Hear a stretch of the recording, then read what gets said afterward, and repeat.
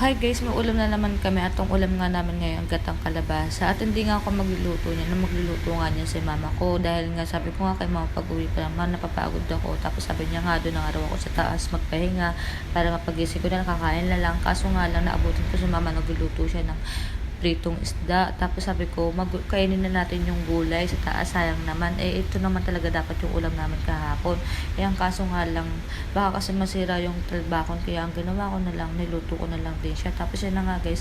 Ito na nga yun guys, ulamin na nga namin siya ngayon. Tapos sabi nga ni mama, yung gata na lang daw yung gagamitin namin. Yung gata na tira kahapon. Yung pangalawang gata. Kasi yung unang gata, niluto nga namin. Tapos yan na nga guys, sabi ko sige lang. Tapos iniwa-iwa ko na nga yan. Pinakuha ko muna sa kapatid ko, tapos ako na nga, ito na nga, iniwa-iwa ko na nga yan.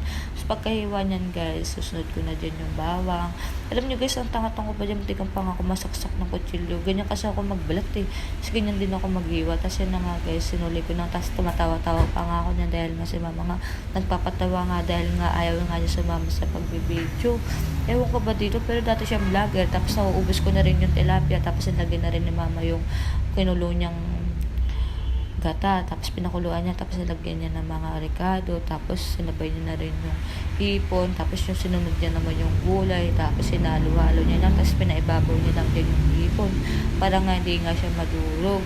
Diba dyan pa lang parang masarap na no, pero hindi pa luto yan, kakalagay lang ng gulay dyan guys. Tapos yun na nga guys, kumulo-kulo na nga, sabi ko malagay mo ng konting paminta para kahit pa paano may konting sipa. Tapos yun na nga guys, sinalo-halo niya na nga. Tapos ayun na yung kinalabasan, mga 20 minutes lang. Tapos yan na guys, diba ang sarap na guys. Tapos may sabayan mo pa ng ulam na piritong isda, diba? Solid na combination. Tapos yan na nga guys, kakain na kami. Yan yung gulay, tapos yung tilapia, tapos may konting sabaw na mami. Kakain na rin namin yan guys para hindi sayang. Kasi na nga guys, kakain na nga ako. Tapos binilang pa ako ni mama ng isang sili para nga daw may konting nga talagang sipa. Alam mo yun, masarap ko yung kumain. Kaya rin ba yung tipo na tao na nasarap kumakain ng maanghang na gata. Solid kaya yan guys. Tapos nakita mo yung ulo ng hipon. Sarap niyan guys. Alam nyo, sobrang sarap talaga yan. Kahit kulang-kulang yun sa ricado, kulang yun ng luya, walang luya yan na ilagay. Pero sobra naman, tignan mo naman. Sobrang sarap niyan guys. Tapos siyempre yung prito, di ba? Tapos sabayan mo ng tubig na malamig sa panahon ngayon, di ba?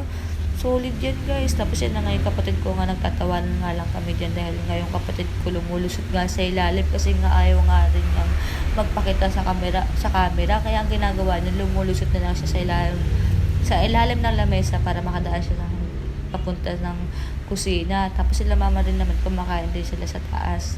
Tapos kami ng boyfriend ko dito sa may baba. Parang place na talaga namin dito. Ito na yung kainan talaga namin ng boyfriend ko.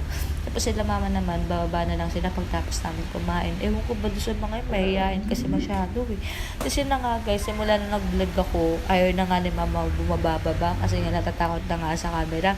Dahil nga ayaw nga talaga niya magpakita. Tapos ito nga guys, pinakain ko pa nga yung jowa ko ng sili. Kunyari sweet, tapos hindi niya alam yung kanin may sili na, diba?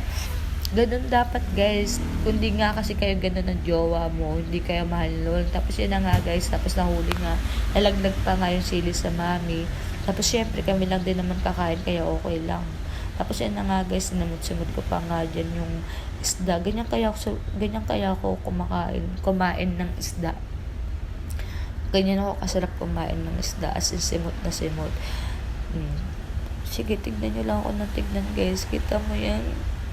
Simot na simot yan. Pati yung buntot. Tinira ko rin yung buntot. Diba? Alam mo yung buntot, ang sarap-sarap kaya nun, ang lutong-lutong kaya nun, diba? Kaya rin ba yung tipo na ganun? Tapos yan na guys, tapos kinuha ko pa din yung ulo ng boyfriend ko, tapos kinain ko pa, sinubo ko pa yung ulo ng isda ng boyfriend ko kasi sa kanya napunta yung ulo. Kaya kinuha ko. Alam nyo guys, masarap kaya kumain ng ulo. Tapos lalo na pagka yung ulam nyo, yung isdang prito na maliliit, yung galunggong, yun, lalo na yun, nguyain mo lang yung ulo nun, subuin yung ulo nun, sobrang lutong na, sobrang sarap na nun. Adi kaya ako sa ulo ng isda. Tapos yan na nga guys, nagsip-sip ko pa nga yan. Tapos makita nyo naman yung nangyari sa ulo ng isda, halos wala lang natira. Kasi yun na nga guys, yun lang guys, sana nag-enjoy kayo. God bless.